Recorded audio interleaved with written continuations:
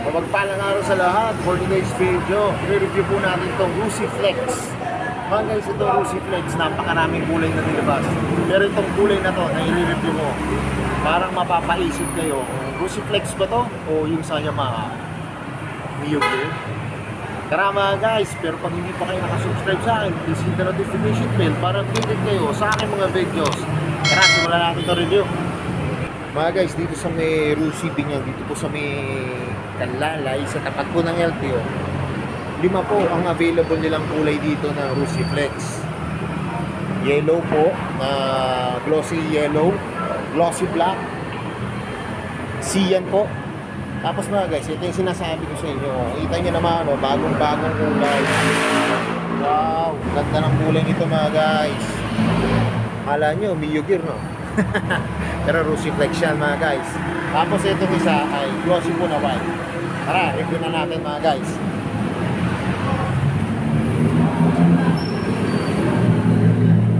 Simulan natin mga guys sa kanyang manubela. Yan, mga guys, sa manubela nito, kita nyo yung kamay ko, eksakto lang mga guys sa brake lever yan, lambot. Tapos ito po yung mga function niya. High and low, kusina. Tapos ito po, meron siyang signal light. Tapos pagka signal light nyo po rito sa may right, pwede po siyang mag-hazard mga guys. Tapos ito po ang kabila, meron po siyang idling. Yan. Tapos meron po siyang park light. Yan. Tapos ito po yung kanyang start. Tapos yung throttle. Ang lutong, pati yung kanyang brake lever po. Ganda po. Tapos mga guys, ito yung kanyang pocket. Yan, malalim din po yung kanyang pocket. Tapos sa kabila po, kasyang-kasya yung coin. Tapos mga guys, ito po yung kanyang susi. Yan. Yung susian niya lang po, yung ordinary lang naman po. Yan, yung para ilalak nyo po. Tapos pag i-start nyo na po yung motor. Tapos mga guys, ang ganda nito, meron siyang USB port. Yan. Kaya kayo, yung mga nagra-ride, so kaya mga parcel, hindi na kayo malulobat kahit gaano kalayo po yung motorin nyo. Yan. May USB port po siya. Tapos mga guys, ang kanyang footboard yan, napansin ko rin. Ganda po ng kanyang footboard yan. Kapit po. Yan. Kapit siya. Tapos mga guys, yung palang gulong. Yan. Wow, ang ganda ng gulong nito mga guys. So glossy siya. Yung kanyang front, saka ang una ko napansin glossy po siya na may Rusi po na impose. Tapos ang gulong po nito ay 70/90. 14 po ang sukat. Tapos yan, kapares po ng passion yung kanyang bags. Ganda rin po ng design. Tapos mga guys, yan matte brown. Ganda po. Tapos ito po yung kanyang disc brake. Yan. Tapos yung kanyang brake caliper po ay glossy po na black mga guys. Tapos mga guys ang headlight po nito saka yung signal light po nito ay LED na. Yan nakagandaan yan. Tapos kita niyo naman ang ganda po ng pagkakadetalye ng kanyang decals. Yan, bagay na bagay po dun sa kanyang kulay mga guys. Tapos meron siya maliit na visor dito. Maliit na visor po. Tapos mga guys, yung kanyang likod na gulong. Ito naman po ang sukat ng likod na gulong niya ay 90/90. 14 din po mga guys. Naganda po. Tapos drum brake po siya. Yan, drum brake po. Tapos yung kanyang rear shock ay glossy po na black. Yan. Tapos yung kanyang kickstart po ay chrome, kulay chrome po siya. Pero yung crankcase niya po, matte black. Yan, matte black. Tapos yung kanyang center stand at kanyang side stand po ay glossy po na black. Tapos ito po yung kanyang step nut, yan, para sa aangkas mga guys. Tapos yan, ang decals po dito, Flex 125i. Tapos mga guys, ang kombinasyon pala nito, red and black. Tapos dito parang may carbon siya na design. Yan. Tapos yung kanyang taillight, yan po. LED na po yung kanyang taillight mga guys. Pati yung kanyang signal light, LED rin po. Yan. Tapos may ilaw po para sa plaka natin. Tapos may reflectorize po.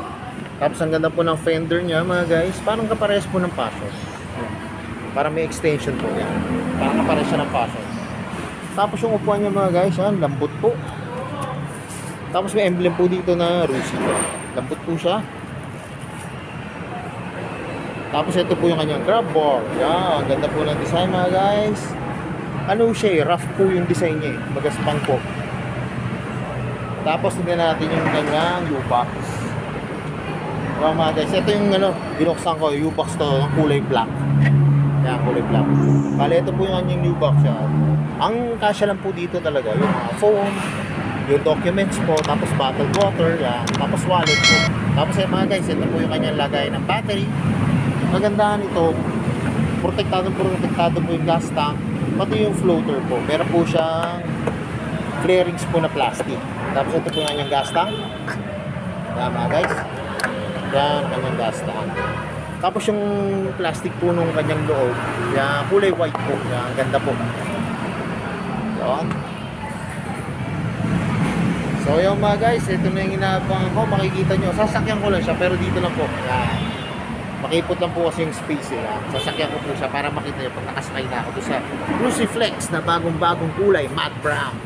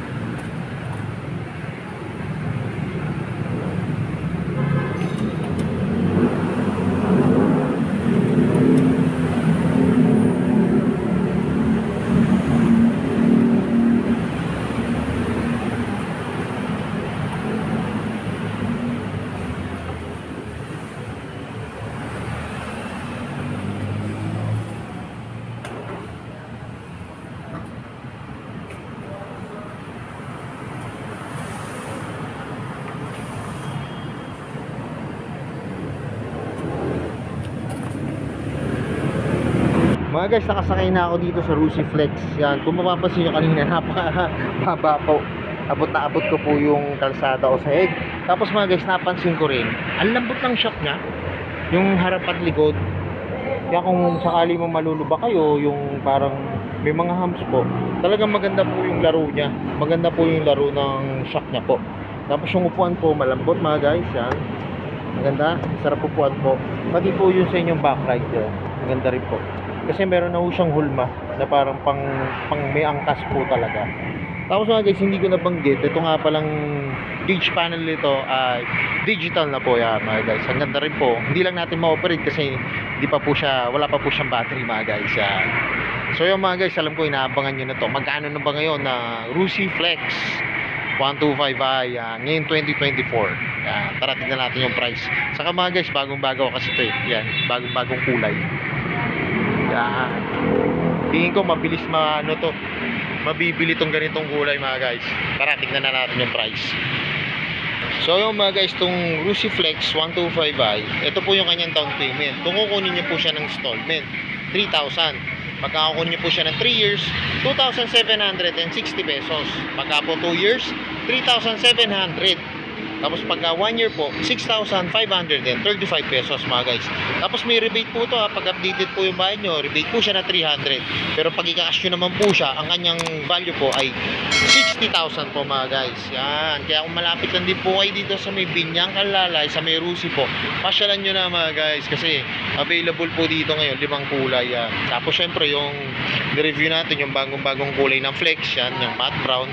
Available po dito, glossy white, cyan blue, glossy black, tapos yung yellow po. Yan, parang pag nakita nyo nga to, kakalain nyo yung Honda Beat na version 3, yung yellow nila. Yan, parang kamukhang kamukha po mga guys. So yung mga guys, hanggang dito na lang. Hindi pa kayo nakasubscribe sa akin, please hit the notification bell para updated kayo sa aking mga videos. Salamat nga po pala dito sa may Rusi Binyang, sa may Kalalay po. At nare-review ko po yung mga motor ko. More sales to come, at gaya na lagi sinasabi, ingat po palagi, ride safe always, and God bless po. Like and share na rin po ng aking mga videos. Bye-bye!